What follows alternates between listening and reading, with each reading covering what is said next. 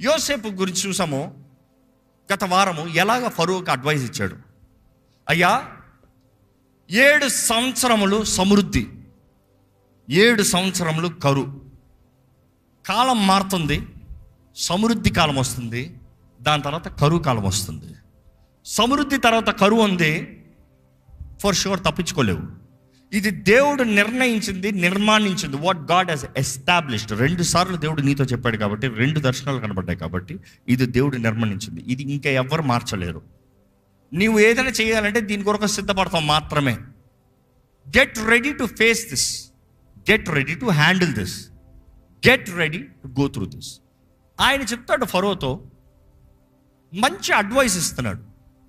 గత వారం కూడా చెప్పాను, యోసేపుకి దేవుడు ఈ కళలో ఇది ఇలా చెయ్యాలి అనేది చెప్పలేదు, కానీ ఫరోకు వచ్చిన కళని ఆయన వివరించాడు. కానీ అదే సమయంలో దేవుని ఆత్మ ద్వారముగా ఏమి చేస్తే తప్పించుకుంటారో, ఏమి చేస్తే బాగుపడతారో, ఏమి చేస్తే అంతా బాగుంటుందో ఫరోకు చెప్తున్నాడు. ఆయన ఇచ్చిన అడ్వైజ్ ఏంటో ఒకసారి వెళ్ళిపోతామా? ఆదికాండం 40:33 చదవండి. కాబట్టి ఫరో వివేక జ్ఞానములు గల ఒక మనిషిని చూచుకొని ఐగుప్తు దేశం మీద అతన్ని నియమింపవలెను. ఫరో అట్లు చేసి ఈ దేశం పైన అధిపతులను నియమించి సమృద్ధిగా పంట పండు 7 సంవత్సరములలో ఐగుప్తు దేశం అంతటను 5వ భాగము తీసుకొనవలెను. రాబో ఈ మంచి సంవత్సరంలో దొరుకు ఆహారమంతయు సమకూర్చి ఆ ధాన్యము ఫరో చేతికి అప్పగించి ఆయా పట్టణములలో ఆహారముకై భద్రము చేయవలెను.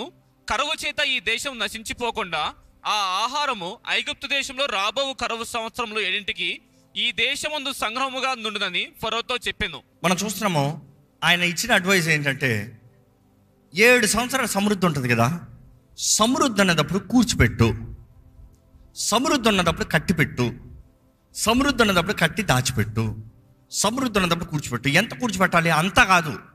సమృద్ధి ఉన్నదప్పుడు 5వ భాగము అంటే 20%, 20% ఎత్తుపెట్టు.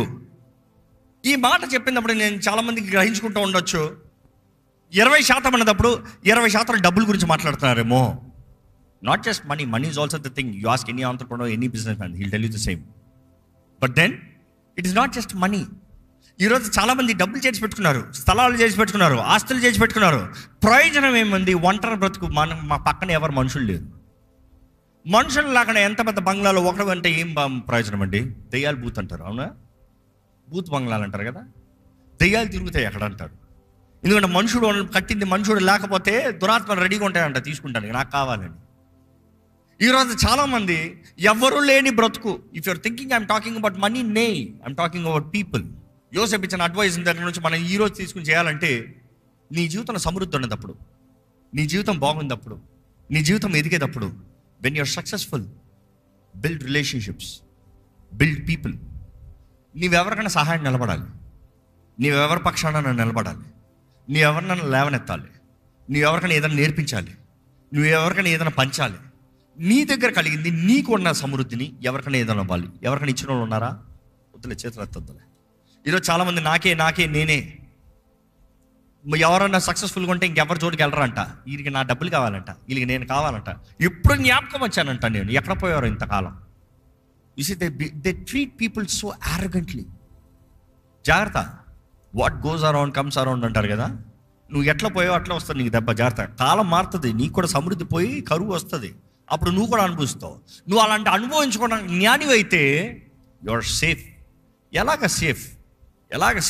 దేవుడు వాక్యలో చూస్తే దావీదు జీవితాన్ని చూసుకుందాం. ఉదాహరణకి దావీదు దగ్గర చూస్తే హిస్ ఇన్వెస్ట్మెంట్, తను అప్పటికే అభిషేకించబడ్డాడు రాజుగా, అంతా అయింది.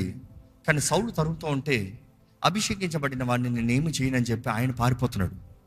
ఆయన పారిపి లోయలో ఉంటే ఆయన దగ్గరికి ప్రజలు వచ్చారంట. You see David is making investment. Daveedu investment చేస్తున్నాడు. ఆయన దగ్గర ప్రజలు వచ్చారంటే ఎలాంటి వారు అంటే, అప్పుల్లో ఉన్నవారు, ఇబ్బంది కలిగిన వారు, సమాధానం లేనివారు, ఇక ఈరోజు మాటలు చెప్పాలంటే డిప్రెషన్ ఉన్నవారు, డిస్కరేజ్మెంట్లు ఉన్నవారు, సూసైడల్ థాట్స్ కలిగిన వారు, ఇంకా నేను జీవితంలో ఏమీ చేయలేను, నాకు రాదు, నా బ్రతుకు అయిపోయింది అన్నవారు, ఇంకా నా గివ్ అప్ అన్నవారు, అలాంటి వారంట. ఫెయిల్యూర్ వాళ్ళు, డబ్బులు లేని వాళ్ళు, it is the most cricket people. అలాంటి వారు వస్తారంట. క్రికెట్ అంటే not evil cunning, broken state, ఏమీ లేదు అన్నవారు. అలాంటి వారు వస్తారంట. దావీదు దగ్గరికి అలాంటి వాళ్ళు వచ్చారంట.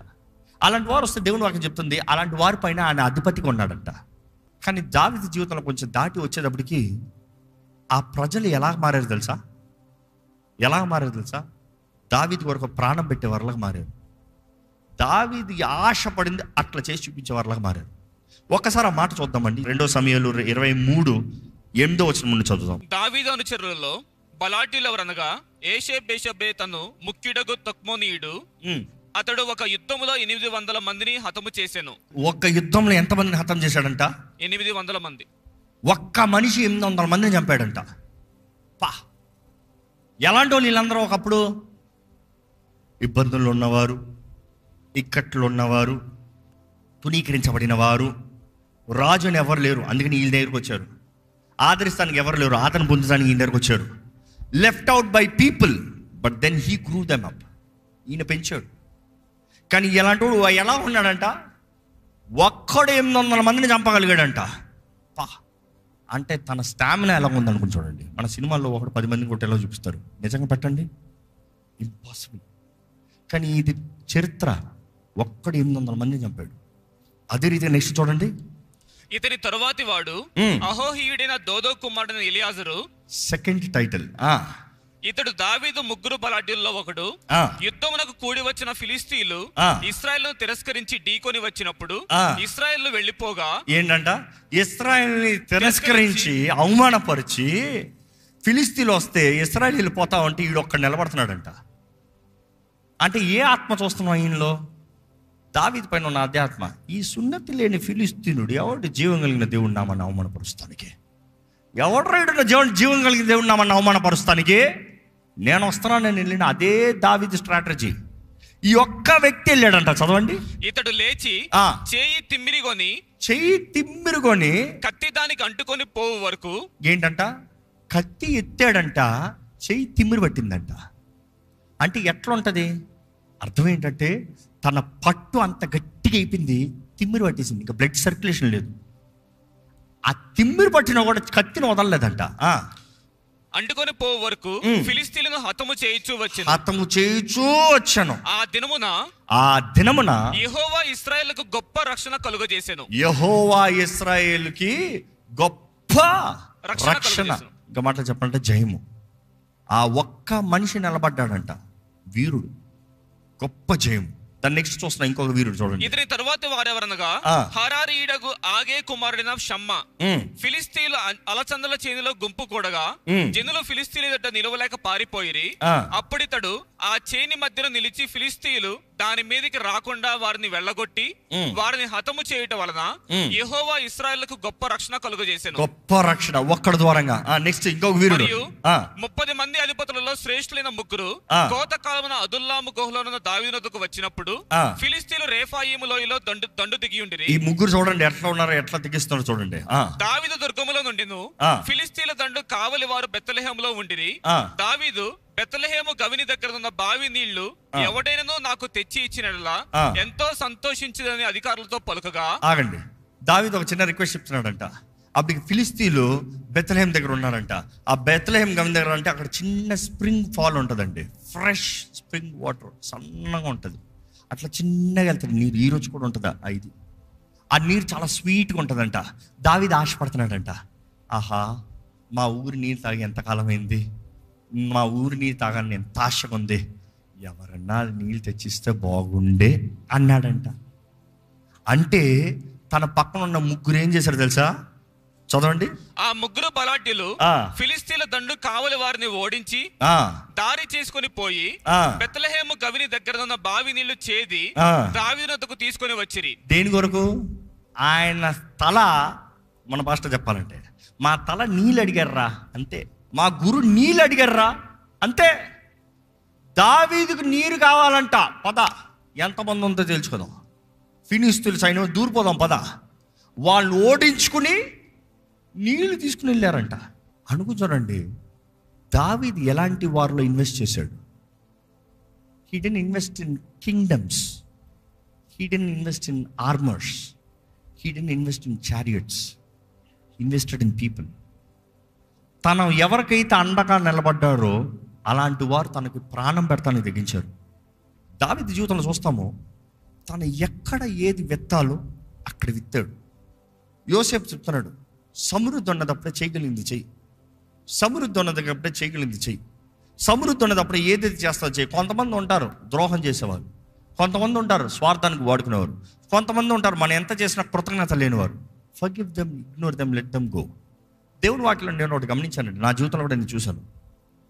మామూలుగా విత్తు ప్రతి ఒక్కడు కోస్తాడు, దిస్ ఇస్ ద లా. విత్తు కోస్తావు, విత్తు కోస్తావు. కానీ దేవుని వాక్యంలో నేను చూసింది ఏంటంటే, నువ్వు ఇక్కడ విత్తుతే ఇక్కడికి వస్తావనే కాదు, ఇక్కడ విత్తి వెళ్ళిపోతావేమో ఇంకో చోటకు వస్తావు. దేవుడు అంటాడు, నువ్వు చేసిన దానికి ఏది ప్రతిఫలం అవ్వకుండా పోను. నువ్వు ఏది విత్తినా కూడా పరలోక రాజ్యంలో విత్తుతున్నావు. నువ్వు చేసింది ఏది కొన్నా పరలోక రాజ్యం లెక్క. పరలోక రాజ్యం అంతా ఒకటే క్రెడిట్ బ్యాంకు. నువ్వు ఏదో నీ ఇంటి పక్కన ఇస్తే అక్కడేం కాదు, నీ బ్యాంక్ సిస్టమ్ చూడు. ఒక ఉదాహరణకి ఒక పెద్ద బ్యాంక్ తీసుకోండి, నువ్వు ఈ బ్రాంచ్లో విత్తనంత మాత్రం ఇంకో బ్రాంచ్లో తీసుకొని లేవు కాదు. నాకైతే నీ ఇక్కడ విత్తనం బాంబే పోయి తీసుకోవచ్చు, చెన్నై పోయి తీసుకోవచ్చు, ఢిల్లీ పోయి తీసుకోవచ్చు, అమెరికాకు పోయి తీసుకోవచ్చు. ఆ బ్యాంకులో నువ్వు విత్తానంటే ఎక్కడ నుండి అన్న తీసుకోవచ్చు, అవును కదా? అదే రీతిగా దేవుని రాజ్యం కూడా, నువ్వు విత్తు తప్పకుండా వస్తావు. నువ్వు విత్తిన చోట మనిషి చేరలేడంటే డోంట్ వరీ, ఇగ్నోర్. కానీ విత్తిన బ్యాంకు ఇస్ ట్రస్టబుల్. అంటే బ్యాంక్ అంటే రాజ్యం అండి. నేను చెప్పదలుచుకుంది, దేవుడు అంటున్నాడు, నేను నమ్మదగిన దేవుడు. గిన్నెడు చల్లటి నీళ్ళు వస్తే ప్రతిఫలం పోగొట్టుకోవడం అంటున్నాడు దేవుడు. ఈరోజు నీవు దేవుని నామలో చేసిన దేనికి ప్రతిఫలం పోగొట్టుకోరు. కానీ యోసేపు ఇచ్చిన ఈ అడ్వైస్ చెప్పాలంటే, when you're growing you need to grow along with others. గత వారం చెప్పిన రీతిగా సీజన్స్, టైమ్స్, వృద్ధాపం వచ్చేటప్పుడు ఎవరు లేరు, మధ్య తరగతికి వచ్చేటప్పుడు ఎవరు లేరు, జయింపు వచ్చేటప్పుడు ఎవరు లేరంటే నిలిచేది ఏమి ఉండదు. నువ్వు చేసిన విధానం తప్పు. You need to have people, family, fellowship, people to stand by you. అది నిజమైన సాధన. నువ్వు ఎంత గొప్ప ధనవంతుడు అయితే ఏంటి, నీ పక్కన ఎవరు లేకపోతే నీదంతా ఎవరిది అవుతాయి? దానాలకు పోతాయి, చారిటీకి పోతాయి. Who cares? Who really cares? But you need people who love you. నిన్ను ప్రేమించేవారు కావాలి, నీ కొరకు ప్రాణం పెట్టేవారు కావాలి, నీతో ఆనందించేవారు కావాలి, నీతో ఏడ్చేవారు కావాలి, నిన్ను ఓదార్చేవారు కావాలి, నిన్ను బలపరిచేవారు కావాలి. Who have you invested? కాబట్టి జీవితాన్ని జాగ్రత్తగా ముందుకెళ్తామండి. ఎందుకంటే దేవుడు ఒకటే అంటున్నాడు, నీ జీవితంలో ఒక కార్యం చేయాలంటే దేవుడు అంటాడు ఏం తెలుసా? ఏమంటాడు తెలుసా? నేను తిరిగి సంవత్సరాలు ఇస్తాను. The greatest thing God can do is రిస్టోరేషన్లో టైం. నేను టైం ఇస్తున్నాను, కెన్ యూ డూ ఇట్? నేను టైం ఇస్తున్నాను, గతంలో పని చేయలేదు, ఇప్పుడు చేస్తావా? గతంలో పోరాడలే, ఇప్పుడు పోరాడతావా? గతంలో చేయలేనిది ఇప్పుడు చేస్తావా? దేవా అవకాశం ఇవ్వు ప్రభువా. రక్షణ అనేది కూడా అవకాశమే, రక్షణ కూడా అవకాశమే. రక్షించబడతాం అనేది యేసు ప్రభువా అంటే నా ఆత్మ నీ చేతులకు అప్పచెప్తున్నాను, నేను క్రైస్తవ మార్పలేదు. నో, గతంలో బ్రతకలే. ఈరోజు మరలా క్రీస్తు కొరకు మొదటి నుండి ప్రతిరోజు క్రీస్తు సాక్షిగా బ్రతకగలుగుతావా? బ్రతకలేకపోతే యూ హ్యావ్ ఫెయిల్డ్ ఇట్. నీ రక్షణ కార్యం పరిపూర్ణం అవ్వలే. క్రీస్తు కలిసేంతవరకు మన రక్షణని కొనసాగించాలంట. మన జీవితం ఈ లోకంలో ఉన్నంత వరకు మనం కొనసాగించాలంట. మనం ఈ మరణించే వరకు, లేకపోతే ఆయన రాకడ వచ్చేంత వరకు మన రక్షణ జీవితాన్ని కాపాడుకోవాలంట, కొనసాగాలంట. It is not one time, it is not once in a long time. ప్రతిరోజు మన జీవిత విధానాన్ని మారాలి. క్రీస్తు యేసు కలిగిన మనసు కలిగి బ్రతకాలి. It is rehabilitated, live for the moment. ఇంత వాక్యం విన్న తర్వాత మీ జీవితంలో మార్పు కలగలేదంటే I don't know if anything can change you. సమయాన్ని వ్యర్థపరచకండి. ఈరోజు అపవాది the worst and the biggest crime వాడు చేయించేది ఏంటంటే కిల్ టైం. ప్రార్థన చేయి, టైం లేదు. వాక్యం చదువు, టైం లేదు. ఆన్లైన్కి వెళ్ళు, టైం లేదు. Stop giving that excuse. Next time లేదు అన్న మాట వచ్చిందనుకో, సాతాను నిన్ను ముంచేశాడు అనమాట. జాగ్రత్త. ముంచి నాశనం అవుతావా, బయటకు పడతావా? If you can balance your life, తినద్దు అని చెప్తలే, పడుకోవద్దు అని చెప్తలే, సంతోషించద్దు అని చెప్తలే, రిలాక్స్ అవ్వద్దు అని చెప్తలేదు, అవన్నీ పాపం అని చెప్తలేదు. Do it right. Anything over do is abuse, anything not doing is misuse. దేవుడిచ్చిన అవకాశాలని మిస్యూజ్ చేస్తున్నారు, అబ్యూస్ చేస్తున్నారు, దేవుడి స్థానంలో వేరే పెట్టేస్తున్నారు. Balance life. If it is not never, it is now or never. ఇప్పుడు చేయకపోతే ఇంకెప్పుడు చేయవు, ఇప్పుడు చేయాలి. అందులో ఇక్కడ ఉన్న ప్రాముఖ్యమైన వయసులో ఉన్నవారు ఉన్నారు. Discipline your life. అకౌంటబిలిటీ. ఏంటి నీలో ఉన్న తలాంతులు ఏంటి నీ నైపుణ్యత ఏంటి నువ్వు నేర్చుకోగలిగింది ఏంటి, రోజుకు నువ్వు నేర్చుకోగలిగింది ఏంటి? What is that you can learn every single day. వ్యర్థమైనవి చేసుకుంటే ఈరోజు ఆ లోకం, ఆ అపవాది చేసే number 1 trap eating your time off. సమయాన్ని తినేస్తాడు. మిడతలు సమయాన్ని తినేస్తాయి, సంవత్సరాలు తినేస్తాయి అంటే అదే జరుగుతుంది ఈరోజు కూడా. ఈరోజు కూడా చాలా మంది సంవత్సరాలు తినేస్తాంతో నవ్వుకుంటా కూర్చుంటున్నారు. You watch unwanted shows, you want watch unwanted stuff, browsing. ఎవడు బ్రతుకులో చూసుకుంటావు, నీ బ్రతుకులో ఉందో చూసుకో. ఎవరిదో చూసుకుంటావు, ఎవరిదో హేళన చేసుకుంటావు, ఎవరినో కించపరుచుకుంటావు, ఎవరినో దూషించుకుంటావు, నీ బ్రతుకే జరుగుతుందో చూసుకో. Your killing your time. మిడతలు తినేస్తున్నాయి సంవత్సరాలు. ఒక రోజులో గడియలు తినేస్తూ ఉంటారు, సంవత్సరాలు తినేస్తూ ఉన్నాయి చివరికి. కానీ దేవుడు అంటే నేను తిరిగి ఇస్తాను అన్నప్పుడు నీకు మరలా టైం ఇస్తా. కానీ నువ్వు చేయాల్సింది ఏంటి తెలుసా? పోరాడాలి. యవనస్తులకి స్పీడ్ ఉంటుందండి. They always say youth is speed without brakes, but when you mature you only have brakes, no speed. ఏ ఎక్స్ట్రీమ్ వెళ్ళినా వేస్తే. ఎంత పెద్ద బండి ఉండి బ్రేక్ లేకపోతే ఏం ప్రయోజనం? లేకపోతే ఎంత చిన్న బండి ఉంది స్ట్రాంగ్ బ్రేక్ ఉంటే ఏం ప్రయోజనం? బండి వెళ్తే. It has to be a balance. Learn from the hands. చీమల దగ్గర నుంచి నేర్చుకోండి. దేవుడు అదే అంటాడు కదా, ఎప్పుడు ఏది చేయాలో కాలము సమయం ఎరిగినట్లుగా అవి పనిచేస్తాయంట. There's a time of rest, there's a time of work, there's a time of joy. You have to balance. దేవుడు మన ఆనందం ఉండాలని ఆశపడుతున్నాడు, ఏడుస్తూ బ్రతకాలని ఆశపడుతున్నాడు. ప్రభునందు ఆనందించడే. మరలా చెప్తున్నాను, ప్రభునందు ఆనందించడే. ఆ మాట చెప్పేటప్పుడు ఆయన చెరసాల నుండి రాస్తున్నాడు. దెబ్బలు, అవమానం, దూషణ. ఆయన అంటాడు, అయినో ఇవన్నీ నాకు మేలు, ఇవన్నీ మేలు. ఈ మాటలు, దూషణ, ఈ కష్టము, ఈ గాయాలు మేలు. ఎందుకంటే నేను చేసేది పనిలో దెబ్బ ఉంటుంది, పనిలో నొప్పి ఉంటుంది, పనిలో అవమానం ఉంటుంది, పనిలో ఇవన్నీ కలుగుతాయి. కానీ ప్రతిఫలం గొప్పది. ఈరోజు అలాగ భావిస్తాం. మన జీవిత విధానం వ్యత్యాసం ఉంటుంది. నన్ను వీళ్ళు అన్నారే, వాళ్ళు నన్ను విమర్శించారు, వీరి జరిగింది. Stop pointing out people. నీవు దేవుని లెక్కప్ప చెప్పలాగా ఉన్నావా?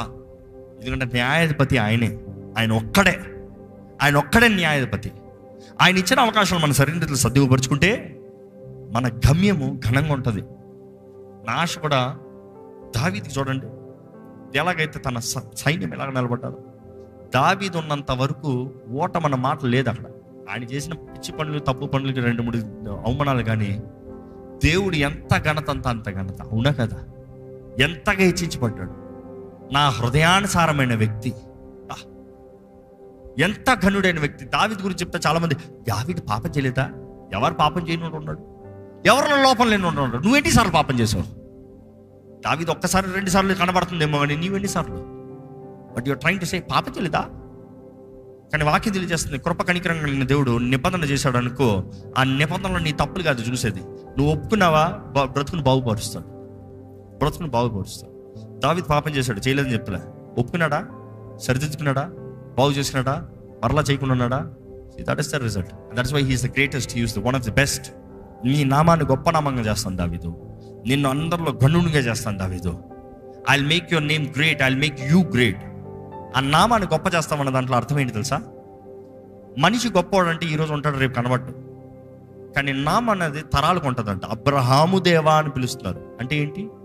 God said, I'll make you great, which means that name will resonate for generations. ఈ భూమి ఉన్నంత కాలం ఆ నామం రెజనేట్ అవుతుంది. నా వచ్చేంత కాలం ఆ నామం రెజనేట్ అవుతుంది. That is the promises of God. ఈరోజు తాత్కాలికమైన వాటి కొరకు చూసి తాత్కాలికమైన బ్రతుకుతూ అందరూ వెళ్తున్న రీతిగా అదే త్రోవలు వెళ్ళి అలా బ్రతికిపోకండి. దేవుడు మీలో ఇచ్చింది, మీలో పెట్టింది. ఎందుకంటే మీ సిద్ధపాటే, you walking through the chronos will give you the kairos victory, qualified. దేవుడు తగిన సమయంలో హెచ్చిస్తాడంట. ఆ మాటకు అర్థం ఏంటి? దేవుని బలిష్టమైన హస్తం కింద అణిగి ఉంటే తగిన కాలంలో, తగిన సమయంలో ఆయన హెచ్చిస్తాడంట. That is the kairos moment. God is saying I lift you up. దయచేసి స్థలం నుంచి ఒక చిన్న ప్రార్థన చేసుకోదాం. ప్రభా, నా దినాలను లెక్కించడానికి నేర్పించు ప్రభా. నాకు జ్ఞానం దయచేయ్యా, ఎలా బ్రతకాలో నాకు నేర్పించు ప్రభా. నువ్వు తగిన సమయంలో అన్ని సమకూర్చి జరిగిస్తావు నమ్ముతున్నాను ప్రభా. కానీ నా భాగము నేను చేయవలసింది నేను సరిగ్గా చేయగలుగుతాను. సాయం దయచేయి. నా చేతుల్లో పెట్టిన వరము, నాకు ఇచ్చిన ఆ తలాంతులు, నాకు ఇచ్చిన అవకాశాలు, నాకు ఇచ్చిన కృప సరైన రీతిలో సద్వినియోగపరిచే జీవితం నాకు దయచే ప్రభా. నీకు లెక్కప్ప చెప్పే జీవితం, నీ మహిమ కొరకు జీవించే జీవితము, నీ సాక్షిగా బ్రతికే బ్రతుకు నాకు దయచే ప్రభా. అడగండి ప్రభా, నా జీవితాన్ని ఫలింపజేయ ప్రభా. ఫలించే జీవితం నాకు దయచే ప్రభా.